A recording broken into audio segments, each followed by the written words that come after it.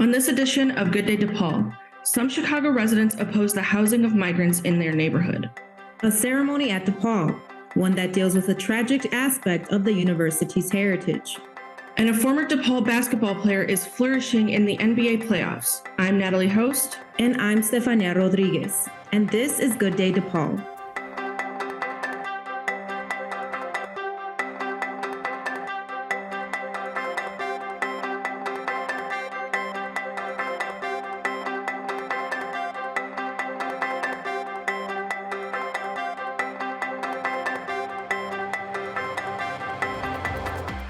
Migrants.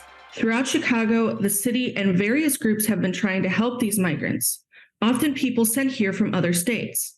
Now, the city wants to house some migrants in the old South Shore High School that is currently closed. But as I found out, some residents of the neighborhood are opposed. About 100 migrants are being sent to Chicago each day, either by bus or plane. They're being housed all over the city, including at Chicago Park District field houses, at both Leone Beach Park and Brands Park in Avondale. Recently, former Mayor Lori Lightfoot's office announced that the city planned to house between 250 and 500 migrants at the former South Shore High School at East 76th Street and South Constance Avenue. The city held a community forum to discuss this, but members of the South Shore neighborhood pushed back against the plan, filing a lawsuit against the city. Our specific frustration lies in the continuous and blatant disregard for the safety and overall quality of life of Black residents, as many of these migrants have been dumped in our neighborhoods without a plan in place to monitor and house them long term. Attorney Frank Avila is representing members of the South Shore neighborhood in the lawsuit against the city. He says the old high school is not suited for housing migrants. But, some of the legal arguments are related to zoning, are related to residential housing and the code and things of that nature. They're not suited for residential housing in terms of fire, smoke detectors, in terms of beds, et cetera, et cetera. And then the problem with the issue with South Shore is that in South Shore, you're talking about a community that is high in crime, that does have a lack of resources, that, they were lacking opportunities. Well, if we're not giving them opportunities and we're housing people in places that could be community centers that used to be schools, and under Rahm Emanuel, 90% of the schools that closed were in African-American areas, then how do we address this? How do we address this to make sure that people are taken care of properly? South Shore resident Jimmy Darnell Jones questioned why the old high school was chosen and not a facility in another neighborhood. Why not Pilsen, Belmont Cragen, Logan Square, Little Village, South Chicago, South Deering, or Hedgewich? Communities that have a supportive cultural infrastructure. We are strong. We're not going anywhere. We're not going to lie down and allow this to happen. Mayor Brandon Johnson reportedly is considering housing up to 400 migrants at the City Colleges of Chicago Wilbur Wright campus building from June 1st to August 1st. 38th Ward Alderman Nicholas Sposato plans to hold a community meeting to discuss this plan with neighborhood residents, including safety and exit plans. Because there's nothing worse than ambushing the community with something and not letting them know what's going on, hoping not to have a South Shore kind of meeting. Also worried about, outsiders infiltrating the meeting and wreaking havoc one way or another, either for or against. Attorney Avila hopes that after the lawsuit against the city is resolved, that the old South Shore High School can be used by the people in the community. I hope South Shore becomes a community center for the community. And I hope in doing so that kind of revives the community and gives seniors and young people a place to go where they can do activities instead of, seniors staying in their home because they're afraid of crime, or youth doing things that are unsocial and dysfunctional and commits crimes or doing things that are not positive. We want people to have outlets and opportunities to do things that are positive. It's a problem that keeps playing out throughout the city. Migrants arriving here almost every day, most people wanting to help them, but debates over where they should be housed. For Good Day DePaul, I'm Natalie Host. A long-awaited ceremony on DePaul's Lincoln Park campus. This ceremony dealt with a tragic part of DePaul's Vincentian heritage. A Vincentian bishop, Joseph Rosati, owned and sold slaves in the 1830s. A room in the Richardson Library had been named after Rosati. That room has now been named the Lecomte Room in honor of Aspasia Lecomte, a woman enslaved by Rosati. The university has also changed the name of the former Belden Racing Hall. It will now be known as the Aspasia Lecomte Residence Hall. Depression, anxiety. A new DePaul study shows these health issues are impacting many young people in Chicago's Hispanic community. Good Day DePaul's Juliana Pelaez has details. Many children struggle with depression and anxiety before and after the COVID pandemic. According to a DePaul study, these problems were even more severe for Latinx students. The study found that these students were up to twice as likely as other students to experience anxiety and depression. Unfortunately, the mental health of many young people right now is not at its best, given multiple factors, especially for certain communities like Latinx youth have consistently been shown compared to other ethnic groups to be just disproportionately higher rates of internalizing problems like depression and anxieties. The head of the study was DePaul clinical psychology professor Antonio Polo. He says that during the pandemic, many Latinx students had parents who were essential workers and were not as protected from COVID as those who could work from home. Polo says this led to stress and anxiety for their children.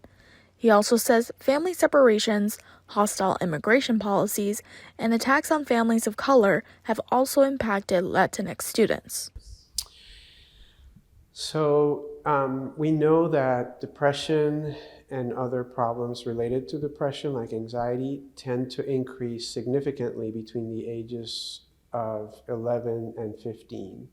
And we also know that gender differences also start to emerge around the same age group. To deal with these types of problems, Polo and his students helped create a program called Act and Adapt for the Chicago Public Schools. We are trained on how to administer these mental health assessments, which capture an array of mental health symptoms that kids in Chicago Public Schools may be experiencing, from depression to generalized anxiety, social anxiety. So we're trained on how to administer these assessments in a standardized way so that we're all doing it the same way.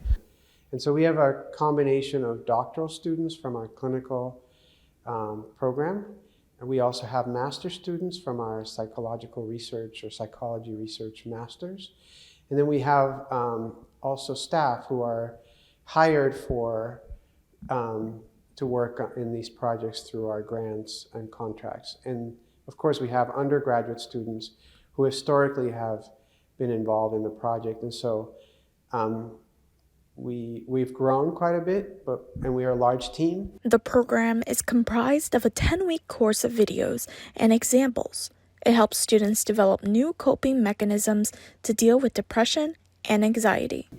So my goal and my hope is that evidence-based programs like Act and Adapt continue to be routinely used in school settings so that they're able to reach as many students as possible. Because it's just one tool that we have, but it's an important tool that many students don't get to benefit from during times when they need it. Polo is currently working on starting a new program for 3rd to 4th graders.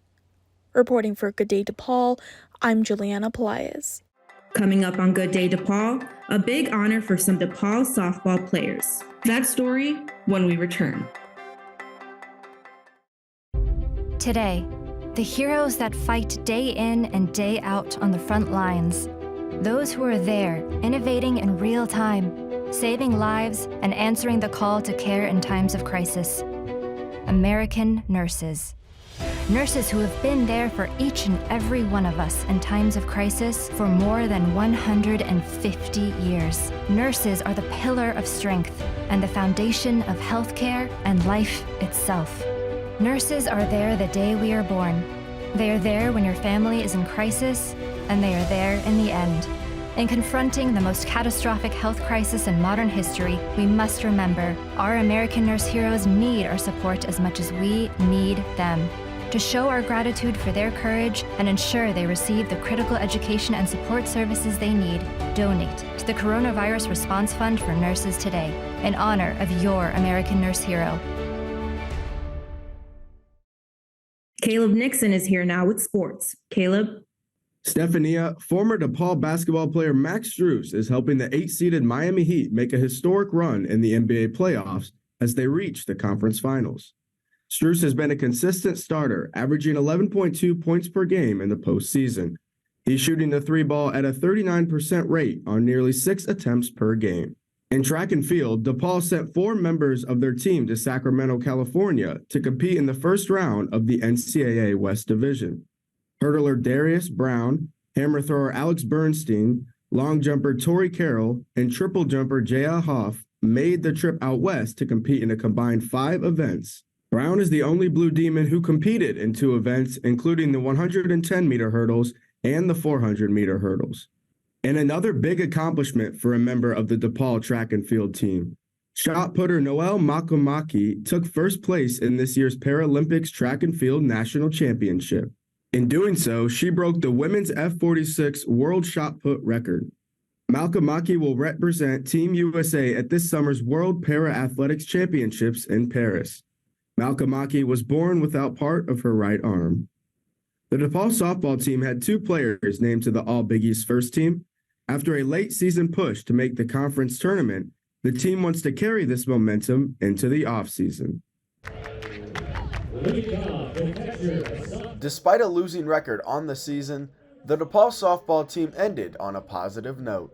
They won 5 of their last 6 regular season games to advance to the Big East tournament. Brooke Johnson and Anna Wohlers were 2 leaders who helped them make that push, and those 2 were named to the All Big East first team. That's what we expected out of Anna and Brooke. They both supplied the most amount of power, the most RBIs. So I was happy with it. I know the season as a whole didn't pan out the way we wanted, but again, they kept chipping away and kept trying to do what they could to put us in a position to win. And so that's what you hope for, that they'll get that recognition at the end of the year. Wohlers was a unanimous selection for the Big East first team. The sophomore played a mix of third base and catcher, in addition to leading the team in hitting with a .364 average. She also led the Blue Demons in all major categories, including runs, hits, RBIs, and home runs. I'm more grateful because we had more of a losing start, and still being a unanimous vote for first team is a great honor, just with how we did in the beginning and how we ended with such a great team. I think a lot has led up to the way that we ended, and I think the team, the coaches, staff kind of pushing us towards the edge, especially myself, kind of helped in that nomination. Johnson was a senior this year, but still has 1 year of eligibility left due to COVID. She was a consistent starter at first base and hit .316 on the season. This was Johnson's 3rd consecutive year on the All Big East first team. Just being nominated and seeing that other people kind of knew what I could do was very just exciting and felt good. As a star on this team for multiple years now, Johnson talked about how her personality impacted her role in the team compared to prior years. I'm just a very quiet person, and it's just not really me to go out of my way and yell and scream and do all these things. So I tried to find ways this year to lead by example, and I think that that's really important because not everyone has to have this big voice, and not everyone has to always be yelling and always be screaming, and you can lead in other ways. As these 2 prepare to fulfill similar roles next season, Coach Adik Zins knows how valuable this upcoming offseason will be after the losing season this year. I'm not going to focus on what happened. We can't we can't change the past, we can't change what happened, but how can we continue to build off those last 3 weeks going forward? Because we have all the pieces. We just need to refine some things. And I think having Anna and Brooke in those leadership roles and having them be people that a lot of our team does look to, even with Anna being an underclassman, they can help push our team in the right direction. The Blue Demons will return a majority of their players from this year's team. And as their coach described, they'll look to carry their end-of-year momentum into the fall season. For Good Day DePaul, I'm Caleb Nixon. And that's sports. Back to you, Natalie. Thanks, Caleb. Time travel. It was the theme of this year's DePaul Pop Culture Conference. That story when Good Day DePaul returns. I think we should split. Split up? Why? I want to meet new people. People who need me. Meet new people? You're my left kidney. You only need one of me, man. And you have 2. There are plenty of people out there who are dying because they don't have one. Really? You'll be giving the gift of life. I I could be a hero. Yeah, it's all win-win up here, buddy. Why don't you go and save a life, pal? You're doing the right thing. It's one of the highlights of the spring calendar at DePaul, the annual pop culture conference. And this year, it took us to the world of time travel. Good Day DePaul's Ariana Allen was there. DePaul University celebrated all things time travel as it hosted its 10th annual pop culture conference. The conference is the brainchild of Paul Booth, a professor of media and popular culture at DePaul. The conference covers a different theme surrounding pop culture every year. The Pop Culture Conference began as a meetup for Doctor Who fans and has evolved into an annual celebration with topics that change from year to year. At first, I wanted to always make it something that was themed around an anniversary. So, for instance, in 2016, it was the 50th anniversary of Star Trek. So we did a Star Trek one. The focus this year is on time travel, both because it's our 10th anniversary. And so it's a nice little way to talk about nostalgia and talk about bringing things back, and also looking forward and looking at what's to come. During the conference, panelists found creative ways to talk about and explore the idea of time travel. Keynote speaker Jana Senior, who is a screenwriter turned therapist, talked about how the average therapy patient experiences a sort of time travel as they re-experience their past and confront old feelings to help them live better in the present and future. You actually have to be willing to re-experience the feelings that that you suppressed in the first place. And nobody wants to do that. Nobody wants to do that. It's terrible. It's terrible. The level of distress that you have to be willing to feel is